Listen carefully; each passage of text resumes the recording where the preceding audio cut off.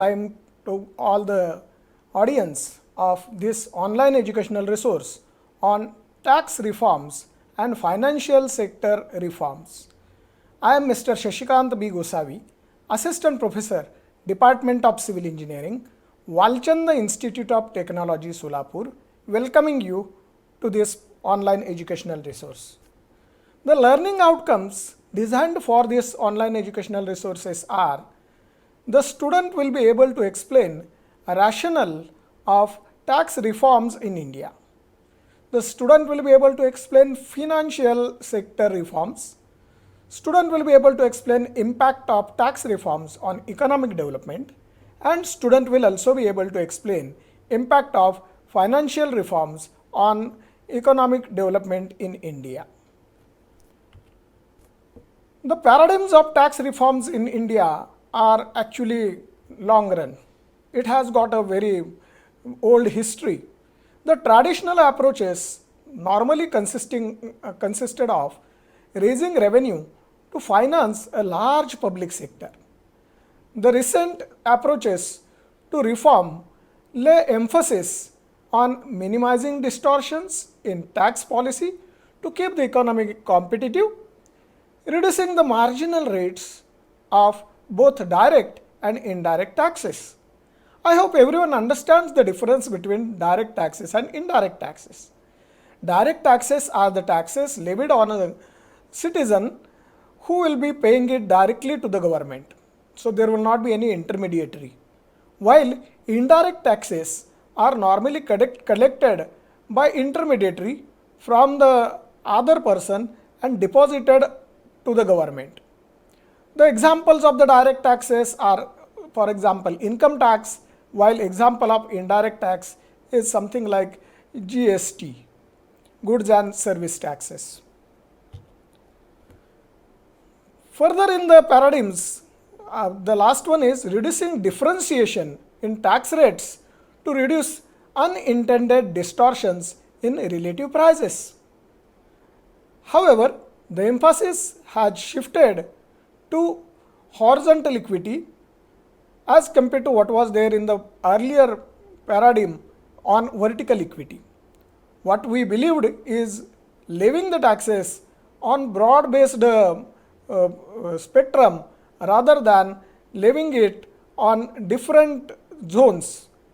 It has to be simple and transparent, and it has to be subject to low and less differentiated rates. Equity means improving the living conditions of the poor. There are three tax models which were prominent in up to around 90s. The first one was the optimal tax model.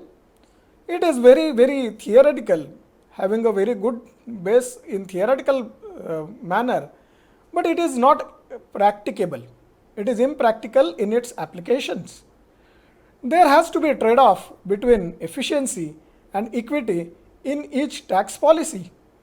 The information and administrative cost of designing an optimal tax model is prohibitive in case of the optimal tax model.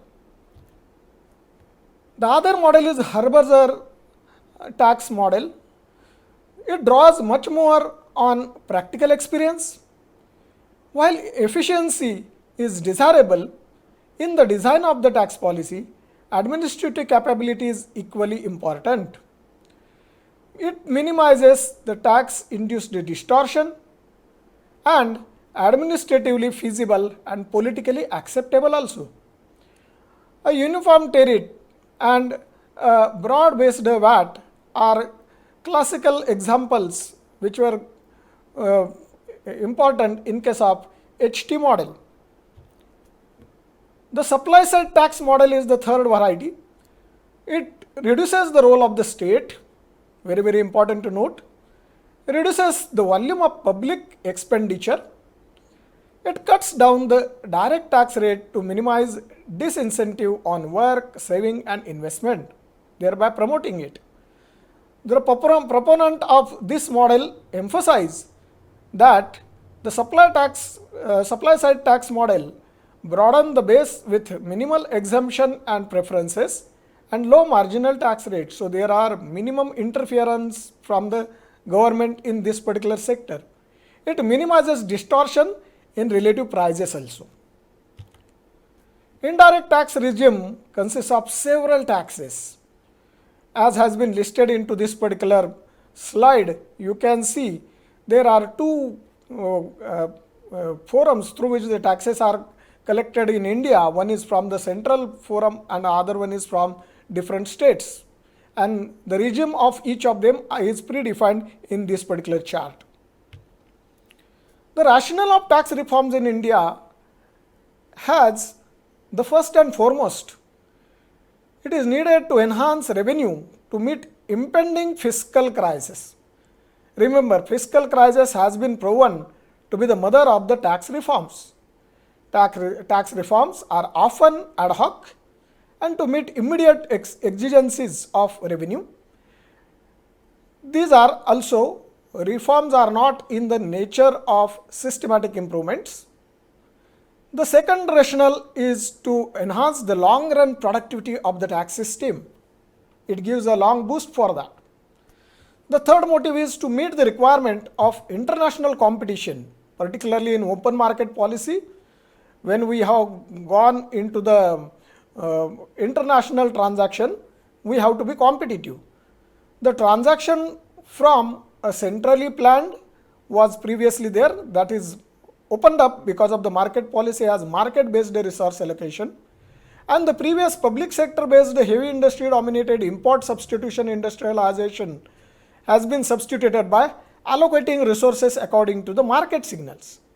In export led open economy, the tax system should raise revenue to provide the social and physical infrastructure. It has to minimize distortion. Financial sector reforms are equally important as that of the tax. These reforms in the banking system and capital market are predominantly discussed in this. To mobilize saving of the households and channel them to productive uses, and the high rate of saving and productive investment are essential for economic growth. All these three are discussed as the financial reform sectors in India. Financial reforms have been undertaken in all the three segments of financial system, namely banking, which we are going to discuss separately, possibly in the fourth online educational resource, capital market and government security markets. Financial sector reforms in India are primarily driven with reduction in statutory liquidity ratio SLR and cash reserve ratio, which is CRR. More bank credit is made available to the industry, trade and agriculture because of these particular two reductions. Under statutory liquidity ratio, banks are required to maintain a minimum amount of liquid assets with them, such as government securities and gold reserves are of not less than 25% of their total liabilities. Cash reserve ratio was reduced with two efforts, with reduction in monetary budget deficit of the government and doing away with the automatic system of financing government's budget deficit. Through the practice of issuing ad hoc treasury bills to the central government. So we have reduced this particular second part, and that has really reduced the cash reserve ratio. Statutory liquidity ratio is reduced in because of efforts have been made by government to reduce fiscal deficit and therefore its borrowing requirements. A shift to payment of market related rate of interest on government security has also given strong boost in this particular factor. Reduction in CRR and SLR was made available more lendable resources for industry, trade and agriculture. It made possible for Reserve Bank of India to use open market operations and changes in bank rate as tool of monetary policy to achieve the objective of economic growth, price stability and exchange rate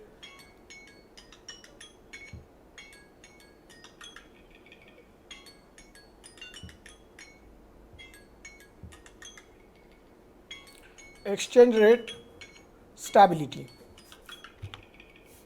Administered interest rate regime is to enable certain priority sectors to get funds at concessional rates of interest. It involves cross subsidization. Concessional rate charged from primary sector were compensated by higher rate charged from other non-concessional borrowers. Lending rates of interest for different categories have been gradually deregulated. Last and foremost, prudential norms. High capital adequacy ratio refers to the ratio of paid up capital and reserves to deposit of banks. Capital adequacy norms of 8% based on risk weighted asset ratio system has been introduced. Kindly respond to this reflection spot. What is prime motive in tax and finance sector reforms in India? You can choose the appropriate answer. The correct answer for this reflection spot is horizontal equity, which we have discussed earlier. I have used the references of Indian Economy by Gaurav Datta and Ashwini Mahajan, as well as Indian Economy by S.K. Ray by Prentice Hall of India Private Limited.